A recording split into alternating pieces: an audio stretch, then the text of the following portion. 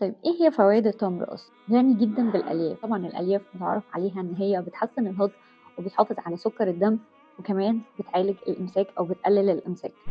تاني حاجة إن هو غني بمضادات الأكسدة ومضادات الالتهابات، علشان كده هو بيحسّن الذاكرة وبيقلل من مرض الزهايمر، وكمان بيحسّن النظر وبيقلل من الخلايا السرطانية. تالت فايدة للتمر وهو إنه غني بالفيتامينات والمعادن زي الكالسيوم والفوسفورس والبوتاسيوم والحديد والمنجنيز، عشان كده هو بيحافظ على صحة العظم والمفاصل، والصوديوم اللي فيه بيكون قليل أوي والبوتاسيوم عالي، فبيحافظ على صحة القلب وبيقلل من الكوليسترول في الدم. بيدّي طاقة كبيرة جدًا، علشان كده أي حد بيتمرّن أو بيعمل رياضة بيفضّل إن هو ياخد تمر قبل التمرين. هل ده معناه إن أنا آخد تمر كتير في اليوم؟ لو حد صحته كويسة ومعدل الحرق بتاع جسمه مضبوط وبيلعب رياضة، ممكن إن هو ياخد تمرتين ل3 تمرات في اليوم. لكن لو حد مريض سُكّر أو عنده سمنة أو مقاومة أنسولين، يُفضّل إن هو ياخد تمرة واحدة بس في اليوم وما ياخدهاش كل يوم.